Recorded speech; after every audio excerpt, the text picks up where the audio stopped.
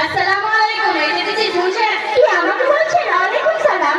আচ্ছা দিদি, তুমি এই মডেল যুগে ছেলে ধরতে মতো কোথায় যাচ্ছ?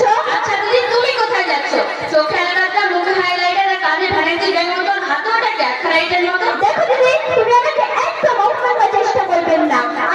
এই ইসলামিক ভিডিও ভালো লাগলে চ্যানেলটিকে প্লিজ সাবস্ক্রাইব করবেন, লাইক করবেন এবং ভিডিওটি শেয়ারও করার চেষ্টা করবেন। আর তুমি আমার মতো বড় হয়ে চলার চেষ্টা করো। দেখো দেখো, আমাকে দেখে বিউটিফুল লাগছে, ছেলেরা দেখে পাগল হয়ে যায়। কিন্তু আমি যে পর্দা করি, বোরখা পরেছি, এটা আল্লাহর রাসূলের দেওয়া শিক্ষা এবং আমাদের হুজুরেরা আমাদেরকে এটাই শিক্ষা দিয়েছে এবং এভাবেই চলাফেরা করতে বলেছেন। হ্যাঁ, তাই তো দেখছি। তুমি কোন হুজুরের পাল্লায় পড়েছো? যত সব নষ্ট করে হুজুরেরা। আচ্ছা দিদি, তোমাদের হুজুরের কথা শুনে গা জ্বলে উঠবে কেন? হুজুরেরা যদি আমাদেরকে ইসলাম শিক্ষা না দিত, তবে আমরাও আমাদের সমাজ অনেক নষ্ট হয়ে যেতাম। মেয়েরা আরো বেশি বেপরদা ও মানুষরা মদগান এগুলোর মধ্যে অনেক বেশি লিপ্ত হয়ে পড়তো। হ্যাঁ হ্যাঁ, হুজুরের সাথে কেন দিয়ে বেড়ায়? শুধু বলে এটা করো, ওটা করো, এটা করো না, ওটা করো না, এগুলো আর কি? না দিদি, হুজুরের আমাদের সব সময় দরকার হয়।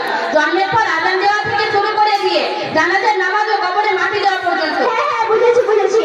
দিদি, হুজুরেরা নিজে থেকে কিছু আদেশ দেন না, বরং সিনার আল্লাহ ও সিনার রাসূলের দেওয়া আদেশগুলিকে আমাদেরকে বুঝিয়ে দেন। হ্যাঁ, এবার বুঝতে পারলাম। হুজুরেরা আমাদের সবসময় ভালোই কথা বলেন। আচ্ছা দিদি, আমি তোমাকে কয়েকটা প্রশ্ন করি। তুমি তো একজন মুসলিমের মেয়ে ও স্কুল ছাত্রী, দেখি কত উত্তর দিতে পারো। আচ্ছা বলো তো, গৃহরাতে কয় ওয়াক্ত নামাজ ফরজ? আরে আমি 10-12 ওয়াক্ত নামাজ ফরজ। আরে না না, গৃহরাতের মধ্যে 5 ওয়াক্ত নামাজ ফরজ। আচ্ছা বলো তো, ফজরের নামাজ, জোহরের নামাজ, মাগরিবের নামাজ কবে পড়তে হয়? ফজরের নামাজ দুপুরবেলা পড়তে হয়, মাগরিবের নামাজ বিকালবেলা পড়তে হয় এবং জোহরের নামাজ ভোরবেলা পড়তে হয়। দিদি, আপনি সবটাই ভুল বলেন। আমি বলছি শুনুন, ফজরের নামাজ ভোরবেলা পড়তে হয়, জোহরের নামাজ দুপুরবেলা পড়তে হয়, আসরের নামাজ বিকালবেলা পড়তে হয়, মাগরিবের নামাজ সন্ধ্যাবেলা পড়তে হয় এবং আসরের নামাজ রাত্রিবেলা পড়তে হয়। আচ্ছা এবার বলো, উযু ফরজ কয়টি? উযু ফরজ কয়টি? ঠিক বললাম তো? দাঁড়াও দাঁড়াও, একে একে বলছি। 1 নম্বর ব্রাশ করা, 2 নম্বর মুখ ধোয়া, 3 নম্বর সাবান মাখা, 4 নম্বর চুল সেট করা। না না, সব ভুল। আমি বলছি উযু ফরজ হচ্ছে 4টি। মুখমণ্ডল ধৌত করা, হাতের কোনায় পর্যন্ত ধৌত করা, মাথা মাথা করা এবং কানের টাকলা পর্যন্ত ধৌত করা। আচ্ছা এবার বলো, গোসলের ফরজ কয়টি? গোসলের ফরজ 13টি। সাবান মাখা, ফেস ওয়াশ করা, আইব্রো সেট করা। আমি বলছি গোসলের ফরজ হচ্ছে শুধুই 3টি। কুলি করে, নাকে জল এবং পুরো শরীরে জল বসিয়ে দেওয়া। আচ্ছা আচ্ছা, তুমি আমাকে খুব প্রশ্ন করেছো। এবার আমি তোমাকে একটা কথা বলছি। তোমাদের মতো ইসলাম শরীয়তের মেয়েরা ঘরে পড়ছে, তাদের কোনো স্বাধীনতা নেই, তারা বাইরে বেরোতে পারে না, তাই সবসময় হিসাব করে থাকতে হয়। আর আমাদের মনের মধ্যে অনেক স্বাধীনতা আছে। কে বলেছে ইসলামের কোনো স্বাধীনতা নেই? ইসলামের মধ্যে মেয়েদের অনেক স্বাধীনতা আছে, কিন্তু সেটা পর্দার মধ্যে হওয়া উচিত।